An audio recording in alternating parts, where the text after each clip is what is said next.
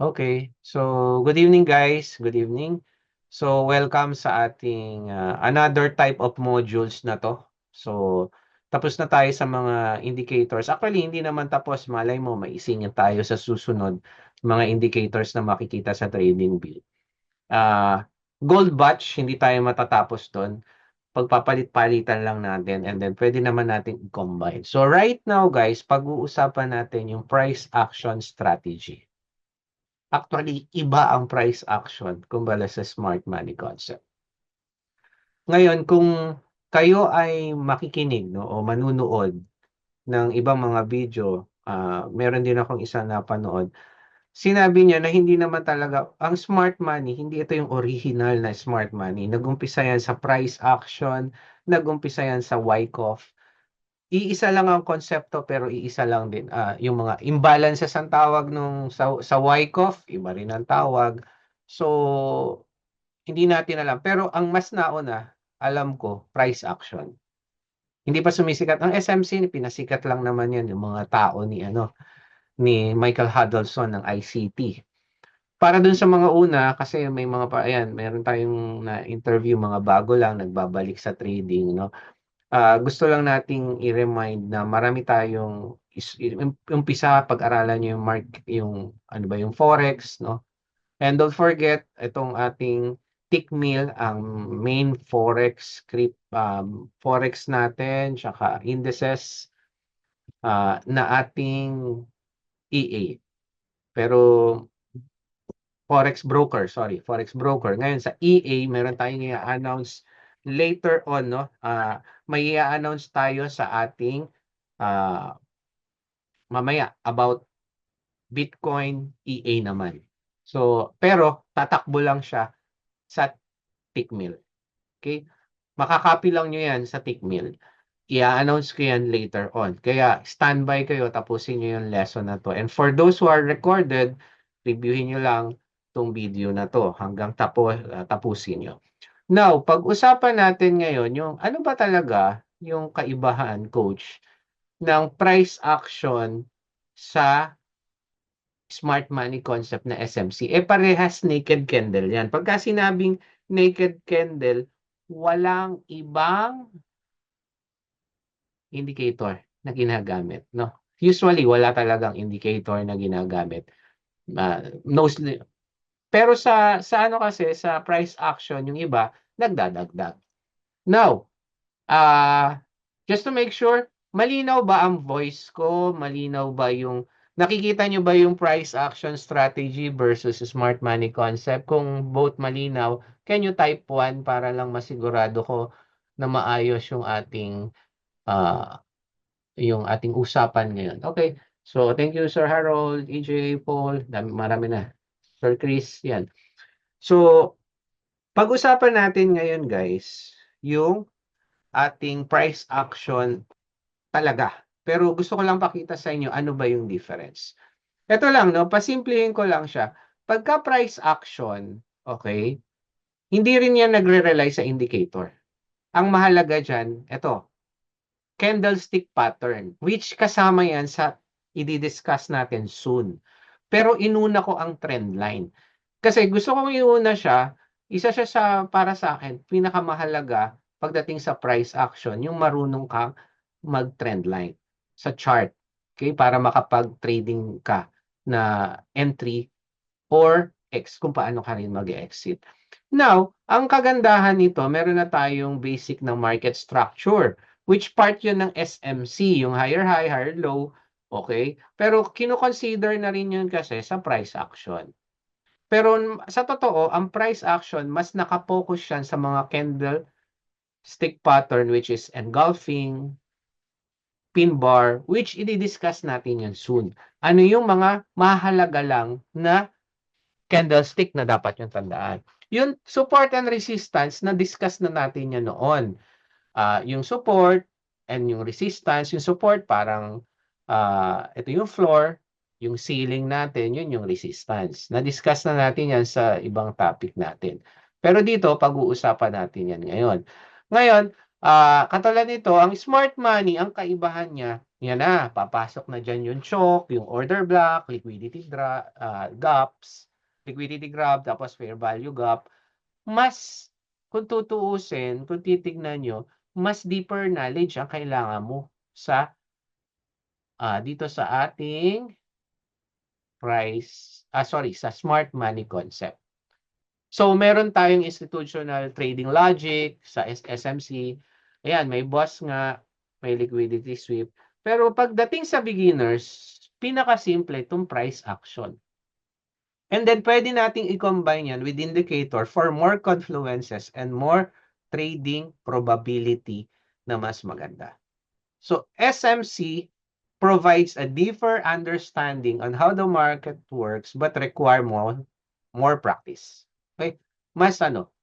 Pero dito sa price action, mostly yan, breakout, trend line, pagtingin ng candles. Tapos na. Pero kung dadagdagan mo yun ng indicator, goods. Kung dadagdagan mo pa yan ng mga simple na napag-aralan natin sa SMC, mas malaki yung probability mo. Okay? I hope klaro tayo dyan. Pag-usapan natin ngayon, ayan, katulad nito, pakita ko lang sa inyo isang simple na sa gold, maliit lang kasi ako mag-gold talaga, 0.02 lang lagi. Oops, nawala. $17 yan, price action lang siya. Actually, hindi eh. May price action siya, tapos may mga level din siya. Okay, so may indicator siya, combination na siya. So pero kung makikita nyo ngayon, $17 siya, pero ang margin ko lang ay $11. So 100+% na siya yung gold. Alam ko kasi ang target ko diyan mataas nga, tataas yan 2,900 to 3,000. Okay? Soon maiintindihan nyo yung ayan yung trader versus power line. Ito MACD naman to. Combination lang yan. Pero nagfo-focus ako doon sa main assassin strategy. Now, pag-usapan natin ngayon yung price action o yung trend line na tinatawag. Dalawa ang klase ng trend line, guys, no? Meron tayong continuation pattern and then meron tayong breakout pattern. Pag sinabi nating continuation pattern na trend line, kuha tayo ng picture, no? So, guguhit ka, okay? Pero ito, 1, 2, so pwede ka nang gumuhit ng trend line. Then 3, continuation, ibig sabihin, pataas yung trend line na yan. And then, ito lang guys, pagka ang trend line is uptrend, okay, ang trend ng price ay pataas, uptrend, ang trend line natin ay sa ilalim. Pero pagka ang trend line naman ay pababa, downtrend, ang trend line natin ay sa taas.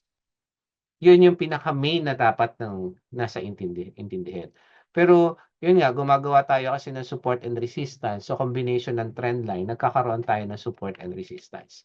Pero ang main focus natin, pag sinabi natin trend line na uptrend, dito tayo magpo-focus. 1, 2, 3. And normally, yan third touch na yan, isa yan sa mga binabantayan natin.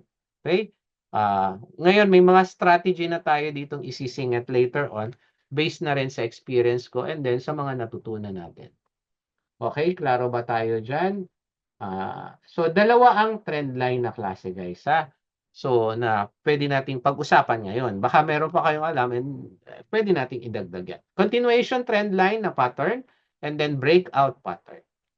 Now, kapag ka na-broke yan sa trend line, yan yung tinatawag nating possible breakout na. Okay? Pero tandaan nyo, hindi ibig guarantee na kapag ka may breakout, okay, na nag-occur dyan, magtutuloy na ang trend. Okay? Pero kung naaral nyo yung ating basic na market structure, yan pa lang makakatulong na sa inyo. So, paano ba tayo magdodraw ng trend line effectively? So, normally kasi, ang tanong ng iba, sa body ba? Sa candle closing ba? O sa wick, sa dulo ba ng wick o ng buntot? Yan ang normally na naiisip ng iba. So, draw them where it can get you the most amount of touches. Tandaan nyo yan. Katulad niyan, uptrend tayo, okay, adjust the line to get as many touches as possible. Kung mapapansin niyo 'to, eto kinonect niya dito sa dalawa. Although eto may lumampas, which is okay lang 'yan na may lumalampas. Basta, yung tawag ko nga diyan, sinasabi ko sa iba, connect the dot. Kino-connect mo yung dot. Yun ang, ah, trend line na maganda para sa akin. Okay? Now, a trend line is supposed to be treated as general area o sinasabi nating point of interest mo 'yan. Yan, pagka kinombine mo sa mga natutunan mo previously, malaking bagay yan sa'yo. Malaking bagay yan sa isa lalo na kapagka newbie. Now, pag-usapan natin ang pag-usapan natin ang teka lang, ito, kapagka downtrend makikita niyo nasa taas ang ating, trend line and adjust as many touches as possible ang gagawin natin. Finding high probability setup. Ngayon, hindi porket nandiyan na kaagad, you can just take a position. Meron ka dapat pwedeng gawin. Ang isang pwedeng gawin is create a mini trend line, no, tulad nito, at kapag nakita mo yung breakout, possible na magkaroon ka na ng entry dyan. Okay? And then, ang exit natin, it's either 1:1 or 1:2 or kung yung mga napag-aralan natin dati, kung may mga recent high or recent low na pwede mong puntahan, pwede mong gawin yon. Okay, katulad niyan, downtrend tayo sa taas ng trend line, create ka ng mini trend line dito. Yan. Ano mangyayari? Nagkaroon ng breakout, possible. Ngayon, kung may support and resistance ka, yung TP mo dito sa area na to. Pwedeng drawing ako to na support and resistance here.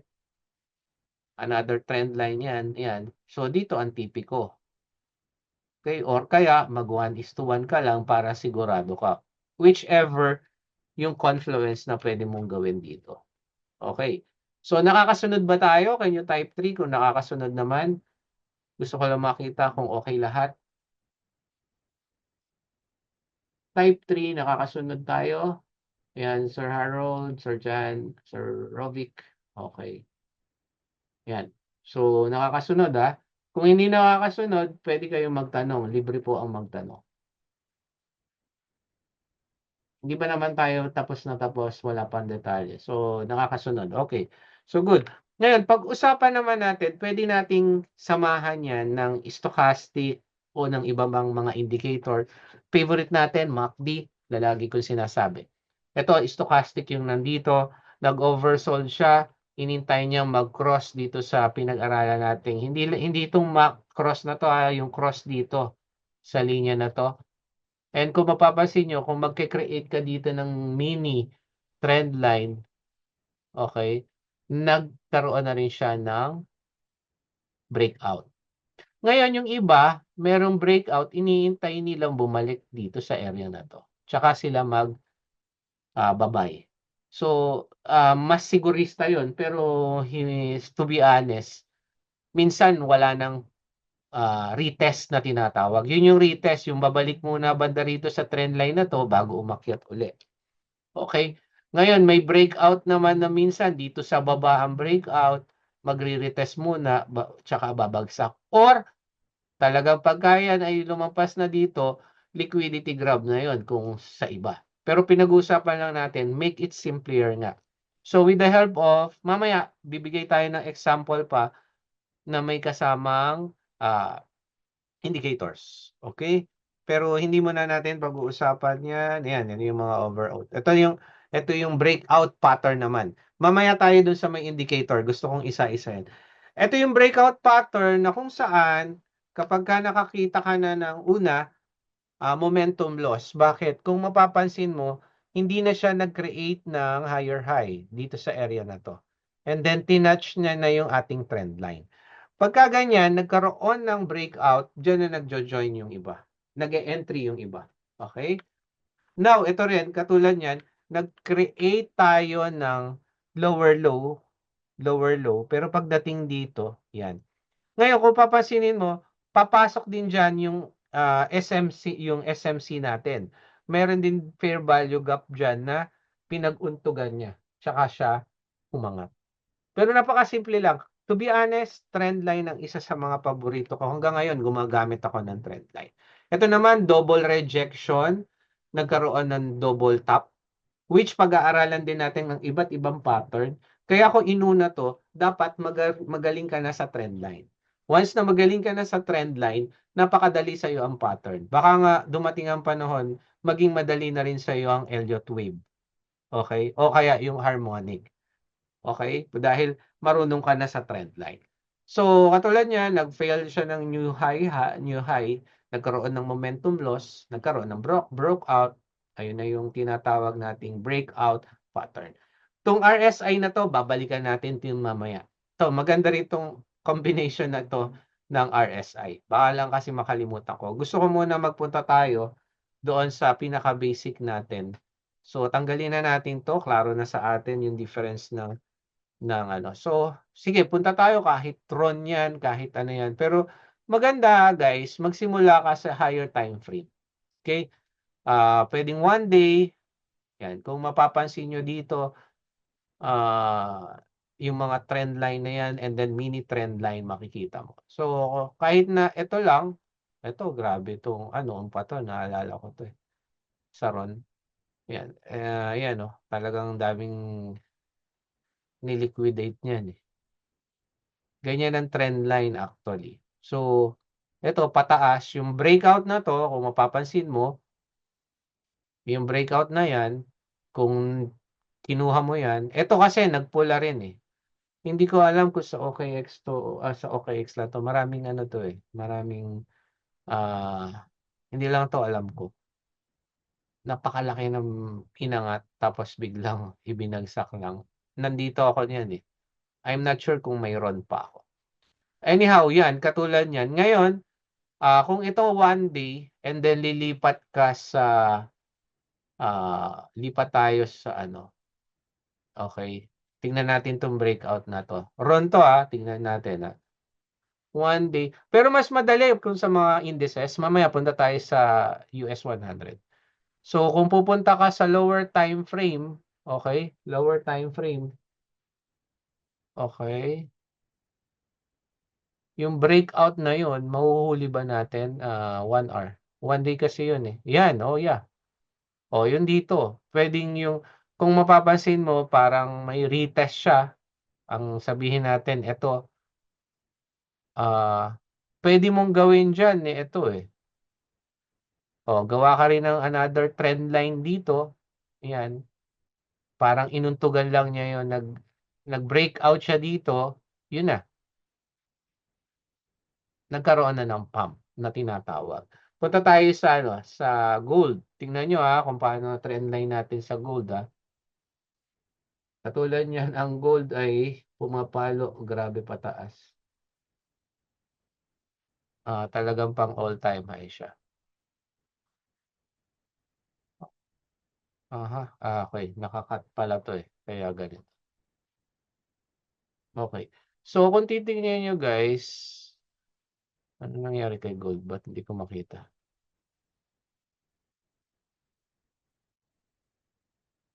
Saglit lang Ayun. Ayan, kung titingnan niyo dito, ayan nag-pump si gold ngayon. Ito, tingnan niyo ito mini trend line ang gagawin ko. Yung mini trend line niya, ito. Ayan. Yung sa 1 hour yung break niyang 'to, kaya kung pupunta ka ng 15 minutes, yung candle na 'to, oops, magpa-pump na ano ka na, puwede ka ng mag-buy.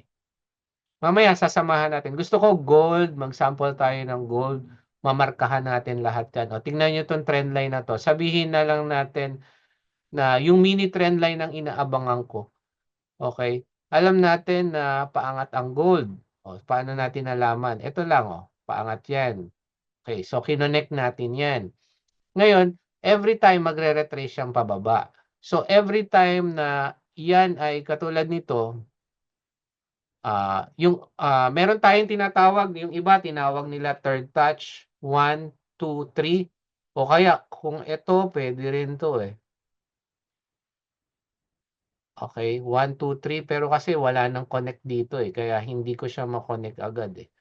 Or puwede namang ganito, pakita ko lang sa inyo, ayan, medyo lampas yung dalawa para ma-connect mo lang 'to, okay. So tingnan niyo, yung ginagawa natin 1, 2, 3 yung ikatlo, pump. Ngayon, paano natin nakita yung breakout? May sabihin na natin medyo eto muna ang ating trend line, hindi muna ito. Hindi muna yang isa, okey? Kunyari yan lang muna, tanggalin natin 'to kasi ito kinonek lang natin dito. Ngayon pansinin niyo gumawa ako ng mini trend line ko dito. 1, 2, 3 ikatlong touch, nag-break siya, then pump. Kuha? So nakuha natin. Like for example ngayon, yung kuha na yan, naka $38 siya. Dito lang sa trend line yan may halong MACD yan, which mamaya papakita rin natin sa inyo sa MACD. Okay. So, yan yung isang trend line natin. Okay. Now, kung titingnan nyo, simpleng trend line lang din yan, uptrend. Ngayon, kung downtrend ang trend line, anong sabi natin? Kung downtrend, dapat sa taas ang trend line. Okay. Ngayon, iintayin mo ngayon mag-break yan. Nag-break ba dito? Yes, nag-break siya. Kung dito naman, uptrend, pagka-uptrend, dito ang trend line. Pagsamasamahin mo, nag-down din siya? Yes, nag-down. So, makikita nyo, yung mga trend line na yan, tumutulong sa iyo para makita kung normally yung breakout ang pinakamalakas. Kaya nga yung Bitcoin EA natin later on, yan, ay breakout strategy siya. Okay? Breakout strategy siya, which mamaya i-introduce natin yung Bitcoin EA na yan. Now, combine na natin muna sa MACD para medyo ano na tayo, no? Punta tayo sa MACD. Ang MACD natin is as is lang, okay, yung ating MACD. Pero tignan nyo kung papaano yung trend line na yan ay tumutulong din sa atin. So kung mapapansin nyo, yung MACD natin, okay, lakihan ko, from low momentum, okay, bearish momentum, nag nag-break siya dito, oo. And then, kung makikita nyo, ito noisy si MACD, no? Pero pansin nyo, nagkaroon na tayo ng crossover, MACD crossover na to talagang tumaas. So, pwede itong senyales na bullish na ang market. Nakakasunod? So, pwede yung combination yan. Stochastic din, tanggalin na natin to. So, sample lang yan. Hindi, tingnan pa natin yung isang maganda to dun sa 1 hour. Alam ko 1 hour yung pinaglagyan natin. Okay. Tingnan niyo yung 1 hour. Okay. Yung break na to, nagkaroon na ng change ng medyo nauna si MACD and then pump siya dito. Naalala niyo yung sabi ko, yung MACD crossover, yung mga malalalim, yan yung mayroong changes. Ito naman, yung changes dito, pakita ko lang. Kung gagawa ako ng trend line dyan, ito yan. Correct? Trend line yan. Then, binrake niya tong trend na to. Ano nangyari? Nagkaroon ng pump. Okay. Nasa ng MACD? Nasa ilalim na ilalim. Nagkaroon ng crossover, yes. Pero syempre, hindi to ang focus natin, itong indicator na to. Ngayon, pwede mo rin tignan kung magaling ka na sa mga, actually, kita mo ang gold, nagre-respect yan ng yung pinag-aralan natin ng FBG. Pinag-aralan natin sa SMC. So, ngayon, ito naman, meron din tayong isa pa na tinuro dati, yung stochastic. Okay? Tingnan nyo kung gaano siya gumagalaw sa mga, pero mas prefer ko ang stochastic RSI. Saglit. Yan, okay. So, mapapansin nyo, yung cross na to, pero mas maganda, mas nauna. Tingnan nga natin kung stochastic lang. Tapos yung RSI, mas maganda ang RSI. Okay. Sa stochastic, mas noisy ang stochastic. Ito, yung nakita niyo ito, nag-oversold na siya dito. So, bigla siyang nag-cross dito sa gitna. Tingnan niyo yung ano papakita ko lang. Markahan ko guys para ano. So, andito yung break natin, right? Tingnan niyo yung galaw ng stochastic. Nagbigay ba siya ng signal? Tong cross na to, yes. Okay, nagbigay siya ng signal na nagkaroon na tayo ng breakout sa area na to. Nagretrace ng kaunti. Ngayon, combine nyo ng SMC, merong FBG na nangyari rin. Okay? Merong FBG na nangyari rin. Even here, dito naman, okay, bago mag-pump, actually, yung divergence na tinuro natin sa stochastic, okay, may divergence dito, hindi ka muna mag-entry, right? Bakit? Nakarely ka sa trend line natin. Ano yung trend line natin? Ito. Anong nire-rely mo? Gusto mo, ito bullish. So, ibig sabihin, kailangan mag-pump. Ibig sabihin, pagka nakita nyo na to, pwede na tayo mag-buy. Kuha? Ngayon, baka itanong nyo, Coach, paano yan? Katulad yan, all-time high. Saan ka ngayon kukuha ng susunod na trend? 1:1, 1:2, 1:3. It's up to you. Pero wag maging greedy, sabi nga.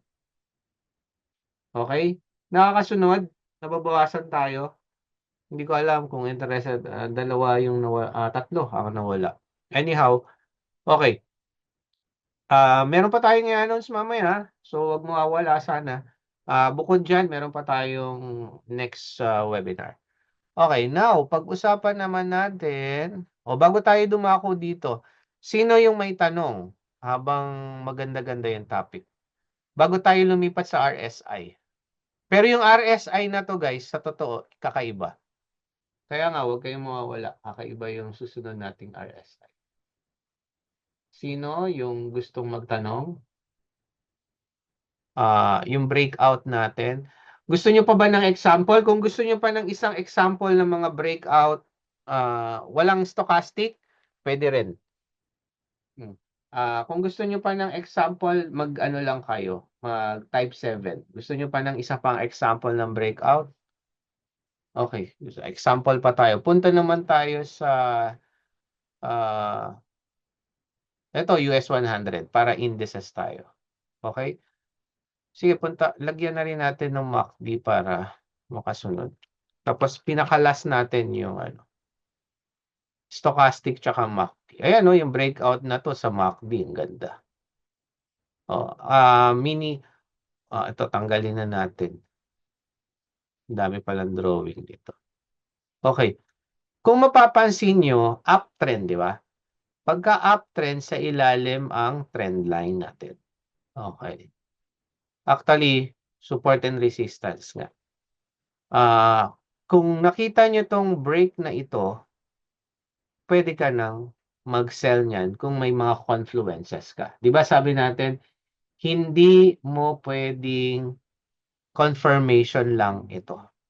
Actually, yan, mayroong candle dyan na pwedeng. Pag-uusapan natin, similar sa Marabuso, yung candle na to. Pag-uusapan natin soon ito. Okay, pag-uusapan natin soon. Pero, gusto ko lang pakita, yung ating MACD, makikita mo, nag-form na siya ng isang pataas, tsaka pababa, divergence. Yun mo bago magkaroon ng breakout sa trend line natin. Okay? Ito na lang gawin ko. Isang horizontal, and then traditional MACD divergence natin. Pababa ito. Okay?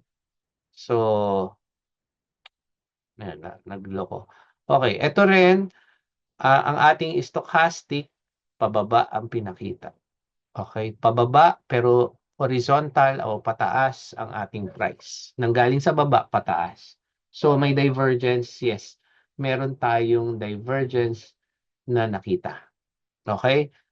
Plus, tingnan nyo, ano nangyari? Bearish yung nakikita natin kasi overbought na siya dito sa ating stochastic. We are in 1 hour. So, makita nyo yung bagsak na yan. Ang ganda. Yung breakout na yan, dito sa candle na yan, pwede ka nang bumili. sabihin na natin pangatlong candle. Naipit ka ba? Hindi. Hindi ka maiipit. Ang ganda pa ng ang risk-reward ratio mo yan, short ka sa candle na yan, more than, kahit 1:3 ka, pasok yung 1:3 mo. Kaya wag ka masyadong greedy, 1:2 lang, or 1:3. Yan lang, yung risk-reward ratio ha, yung mga hindi pa nakakaintindi, pwedeng magtanong. Okay? Nagkaroon tayo. Ito, isa sa pinakamaganda. Kay Tickmill, you can go risk-reward ratio, yung gain mo versus yung margin mo, yung tinaya mo, yung binet mo, versus sa ratio ng possible winning mo. Ibig sabihin, 1:1, kung matatalo ka, 100%. Kung mananalo ka, 100%. 1:2, kung matatalo ka, 100%. Pero kung mananalo ka, 200%. Ganun po yung ratio. Okay? Pwede nyo i-research yan, RRR ang tawag dyan. Risk-reward ratio. Maraming discussion yan. Now, yan. Ngayon, yung iba naman, recent low lang, dito lang sa low na to, okay na sila. TP1, TP2, hanggang TP3 yan. Kukuhanin ng iba yan. Okay? So, at least, klaro sa inyo yan. Okay, last example tayo. Okay, kuha tayo dito sa remove drawings lang natin to. Euro USD. Okay? Tingnan nyo ang ito wala ang nangyari dito. Tingnan nyo to. 'Di ba pababa dapat dito ang ano natin, So wala sa ilalim ang breakout. Hindi ka magte-trade diyan, wala kang loss. Pero kung ito halimbawa pataas, pagka pataas saan ang guhit? Sa ilalim. Okay? Oh. Ngayon, ito, tingnan nyo, may papakita ko. Tatanggalin natin to. Okay. Dahil magaling ka, sabi mo, uy, may breakout na. Pero baka fake lang siya. Yun fake out nga, no? Baka fake lang siya. Magaling ka sa FBG. Ayan, no? Fair value gap. Kung hindi nyo pa naiintindihan ng fair value gap, para dun sa mga bago natin, pwede kang back read o manood ng mga previous lesson natin. Okay? Sa smart money concept. Kita mo yan, nag-breakout siya, so bearish na tayo, possible bearish na tayo. Ngayon, ni-respect niya dito sa area na to, yung ating fair value gap. Bagsak ang market. Bagsak ang Euro USD for 1 hour. Simpleng breakout lang yan, pero malaki ang maitutulong sa'yo. Ito pa. Ito, kita rin natin. Okay. Okay. Itong dalawa, and then, ngayon, para naman medyo malinaw sa'yo, gawin natin ganito. Wala pang breakout. Okay, tanggalin pa natin tong anong to. Ngayon, buksan natin si MACD or si RSI. Sorry, si stock. Mamaya na yung RSI. Panghuli natin yun. Pero sa drawing na lang, medyo maganda rin yun. Ngayon, pansinin nyo si MACD, nag-create siya ng divergence kasi pababa ito, no? Pataas ba? Yeah, ito pataas. Ito pataas. Or sabihin na lang natin, hindi siya malinaw na divergence para sa akin. Okay? Pero kung titignan mo, nagkaroon na ng bullish momentum, nag-start nang magkaroon ng bullish momentum, paakyat na, nag-green na. Dito, nag-fail yung una, itong pangalawa. Ngayon, pero kay stochastic, meron na tayong divergence. Kita ko yung divergence, pakita ko lang sa inyo. Ito, pababa. Okay. Oops, mali itong ating ano. Ito, pababa. Okay. Ang stochastic natin, ito, pataas. Itong linya na to. Okay, pataas yan. Then nakikita naman natin, pataas na rin dito. So, divergence siya kasi magkasalungat. Now, e-entry ka? Hindi. E-entry ka kailan? Pagka nakita mo, umuntog. Hindi pa ako e-entry kasi umuntog eh. Okay? I-make sure ko muna na body yan na.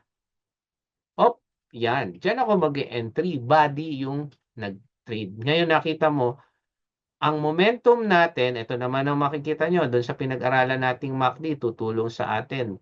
Okay? Ang tutulong sa atin yan, ano?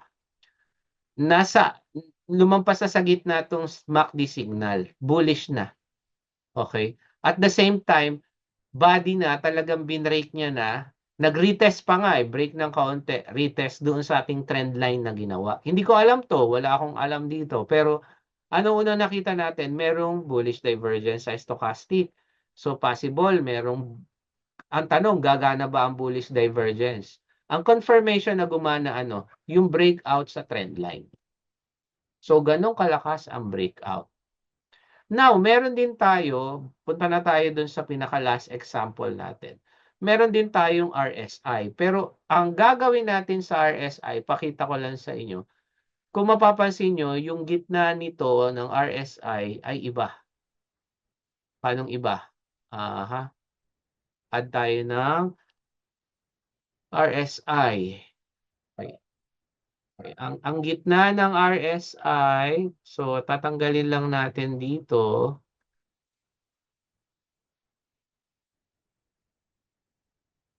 Una, tanggalin itong RSI na to. Okay. Yung MA. Then, ano ba ginawa dito? Itong 14. Bakit wala dito yung setting?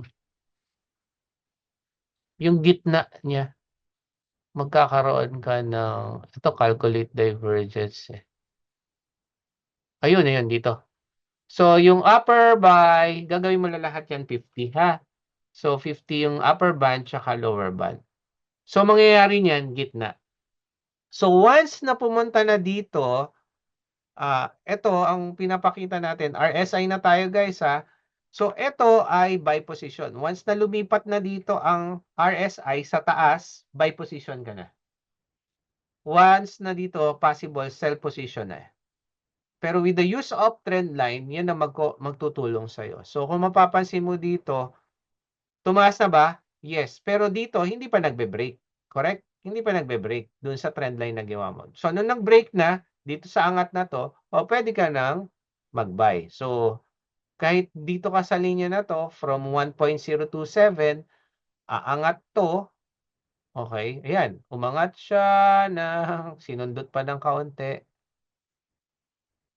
Matagal-tagal din to, ilang minuto to. 1 hour. O, matagal na intayan yan. May time na ganyan. Nagre-ranging muna kahit nag-break siya. Bago siya, possible na umangat. Ayan So, okay. Diyan siya umangat. So, goods ba siya? Goods. RSI ang nagbigay sa'yo ng signal. O halimbawa, kahit, pause ko muna. Sabihin na natin, pinagbatayan mo, nag-alangan ka. Oy, teka, biglang bumaba. Hihintayin mo uling umangat si RSI. Ngayon, hindi. Alangan ka uli. Gawa ka uli ng trend line mo sa area na to. Okay? Nag-alangan ka gawa ka uli ng trend line. O, ayan. O, yung angat na yan, ayan ang nagbigay sa'yo ng profit. So, from here, ito, yung pangalawang trend line na ginawa mo, angat siya hanggang 1.05. Nandito yung trend line mo, 1.03. Hindi ang laking pips nun. Malaki yon. So, ganun ang trend line. Ngayon, pwede rin yan kung natutunan mo yung RSI divergence, pero hindi mo na babaguhin sa gitna. Dapat, balik mo sa default yung ating, yung ating 70 tsaka 30 yung taas, yung lower band. Okay, 70 dito, 30. Para naman kung divergence ang titingnan mo. Okay, so ganun lang siya. Pero to be honest, isa to sa powerful. Kaya gusto ko siyang ituro kaagad sa lesson 1. Gusto kong ma-master nyo yung pagtingin sa trend line and then paggawa ng mga mini trend line. Kaya kung makikita nyo, tingnan mo yung breadth ko May pakita lang ako sa breadth kung paano ako gumalaw sa breadth. Ayan puno-puno yan ng trend line. Yung breadth natin ngayon. Okay, so ganyan lang yan guys. Yung normal. Ayan, kung makikita nyo, trendline support and resistance. Yan. And then FBG, yan ang mga pinagbabasihan ko. Okay, so I hope klaro sa inyo how powerful our trend line is. So, kailangan maintindihan niyo yung mga trend line na yan with the help of other indicator or confluences ng ating mga natutunan ng mga previous lesson. Okay? So, may breakout. And then, yun nga, ang news na sinasabi ko, yung breakout strategy na yan, inilagay yan sa isang EA na ang tinetrade ay sa tick mill lang na Bitcoin. Okay? Sa Bitcoin lang na tick mill, 81, kasama siya sa grupo namin no, ng mga tick millions na influencer kaibigan ko ano, kakilala ko rin. Ako nag-invite sa kanya with Tickmill, si Miss Tech. O, i-announce na natin si Miss Tech kung nakilala nyo. And then, $54 na ang kinita niya. Hindi siya aggressive, guys. Kaya wag yung mag-expect na, kumita ako ng malaki. Okay? Hindi siya gano'n. Ngayon, ika-copy trade. Ngayon, mag-usap tayo kung gusto niyo direct yung EA sa kanya dahil gusto niyo mas malaki income o meron bang ano, pero alam ko wala eh. Hindi talaga siya aggressive. Ang drawdown niya nagma-maximum lang ng 20%. Okay? Sa 81 days, kumita na yung $500 niya ng 54. Okay? Kung gusto niyo mag-subscribe, PM niyo lang ako para iga-guide ko kayo. Kasi unang-una, para magkaroon ako ng support sa inyo with this EA, copy trading EA to. Kina-copy trade niyo yung EA na to is kasi lahat ng mga kasama na natin sa Tickmill na may EA, ipopromote natin. Yung merong good background, yung magaganda. Hindi natin ipo-promote kapag medyo pangit pa yung ano. Alam yan, kahit ni Mistake, sinasabi ko sa kanya, kailangan may maganda na tayong maipakitang performance kung gusto niyo ng isang passive income. So, ito, yung Bitcoin EM, minimum natin is 500. Ngayon, kakaltas na automatic yan ng 30%. Kung paano lang nyo yan, is make sure lang na may alam nyo yung trading account nyo. Click nyo lang yung invest. Mamaya, papakita ko lang sa inyo. And then, ipapasok nyo yung trading account nyo na may funds. At the same time, ayan, Bitcoin EA. Yung password niyan, tapos accept and then register. Ganun lang, kasimple. So, kung manalo ka ng $100, $70 sa'yo, pinaka-fee mo sa kanya monthly is $30. Okay? Ngayon, kung gusto niyo direct sa kanya, usap tayo. Okay? Kung gusto niyo direct sa kanya, mag-usap tayo. May BPS ka kasi babayaran doon. Pero yung profit sharing, pag-uusapan namin yan soon. Kung talagang gusto. Pero kung gusto niyo, simple lang ito, 500. Subukan niyo. Walang mawawala kasi napaka-aggressive yan. Although, hindi to financial advice na gawin nyo kaagad, pag-aralan nyo muna. Okay? Pero ayan ang ano niyan, ang proof niyan na in 81 days, almost 3 months, kumita siya ng $54. Not bad kumpara sa bangko na magtago ka ng $500 hanggang ngayon, $500 pa rin yun. Okay, pero dito, ayan siya. Maganda sa kanya, not aggressive. Isa to sa, basta kayo may mistake, normally, non-aggressive ang mga EA niya. Okay? Breakout strategy, speaking of breakout. Okay, may tanong ba kayo guys? Madali lang po ba mag-deposit sa Tickmill? Yes po. Madali lang mag-deposit kahit GCash. Okay, meron tayong tutorial niyan. Pwede niyo akong i-PM. Pero alam ko na kung alam niyo yung YouTube ko, yun yun. Teka lang iaano ko lang sa inyo yung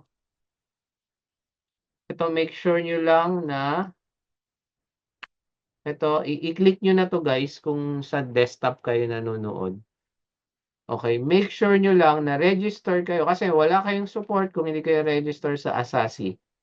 Okay, under Asasi dapat yung inyo. Naguguluhan ako yung ano ko. Hindi ko magalaw. Saglit pa. Yung ibibigay ko sa inyong kopya. Saglit, saglit. Nahihirapan ako nakaano yung okay, saglit. Make sure lang guys na meron kayong link na naka-register kayo sa Tickmill Asasiyan. Okay. para makuha nyo yung anong to. So, ito yung link. Ulitin ko.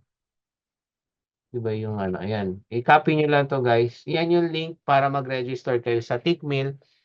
Okay, and then PM nyo lang ako para masama namin kayo sa GC na exclusive Tickmill. Doon ako nagbibigay ng mga charting.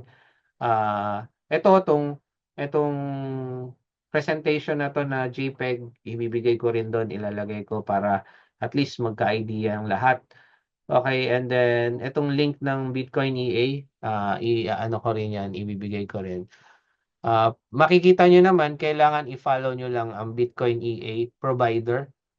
Okay, yun ang pangalan niya sa mga nanonood ng recording. And make sure lang under kayo ng Tickmill Asasiyan para yung support ng Tickmill o ng Asasiyan, support ko na andito sa inyo. Okay? So, bago tayo magtapos guys, meron ba kayong mga tanong? May mga tanong kayo? Kung klaro naman sa inyo, can you type 3 kung klaro na? Lahat, yung breakout natin, trend line, kung malinaw sa inyo, okay. That's good. So, dito nagtatapos tong webinar na to. Okay, pero standby, gaya ng na-announce ko, standby lang kayo. Okay, so, klaro, 3 lahat. So, again, thank you for attending the webinar, guys, brought to you by Tickmill and of course, our community, Asasi, Crypto and Forex community.